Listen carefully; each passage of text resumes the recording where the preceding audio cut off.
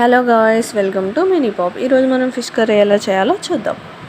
ముందుగా క్లీన్ చేసి పెట్టుకున్న ఫిష్ ముక్కల్ని తీసుకొని పసుపు ఉప్పు కలుపుకొని టమాటో పచ్చిమిర్చి ఉడకబెట్టుకొని ఆ టమాటో పైన ఉన్న పీల్ని తీసేసి గ్రైండ్ చేసుకోవాలి. గ్రైండ్ చేసుకున్న దాన్ని ఫిష్ ముక్కలకి పట్టించి పక్కన పెట్టుకోవాలి. ఒక నిమ్మకాయ సైజ్ అంత చింతపండు తీసుకొని వాటర్ పోసి దాన్ని కూడా ఒక సైడ్కి పెట్టేసుకొని ఇంకా కర్రీ ఎలా స్టార్ట్ చేయాలో చూద్దాం.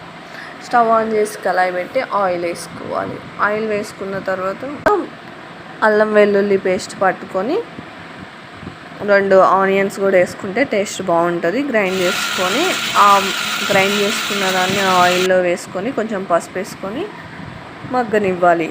బ్రౌన్ కలర్ వచ్చిన తర్వాత అందులో కారం వేసుకొని, కారం అంటే మనకి టేస్ట్ తగ్గట్టు, కేజీ దానికి మేమైతే 1.5 స్పూన్ వేసాం. మీరు కావాలి అనుకుంటే 2 స్పూన్స్ అయినా వేసుకోవచ్చు.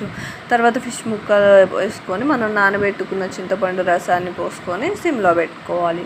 సిమ్లో పెట్టి మూత పెట్టి ఒక 5 మినిట్స్ ఉంచిన తర్వాత ఆ 5 మినిట్స్లో మనం కొత్తిమీర అవన్నీ కట్ చేసుకొని పెట్టుకొని దాని తర్వాత మసాలాలు వేసుకోవాలి. మసాలా, మెంతిపిండి అవి వేసేసుకొని ఉడకనివ్వాలి ఒక 5 to 10 మినిట్స్. దాని తర్వాత కొంచెం కొత్తిమీర వేసుకొని మూత పెట్టేసుకొని ఒక 5 మినిట్స్ ఆగి స్టవ్ ఆఫ్ చేసుకొని రైస్ పెట్టుకొని తింటే ఉంటుంది గాయ్స్, అమృతం.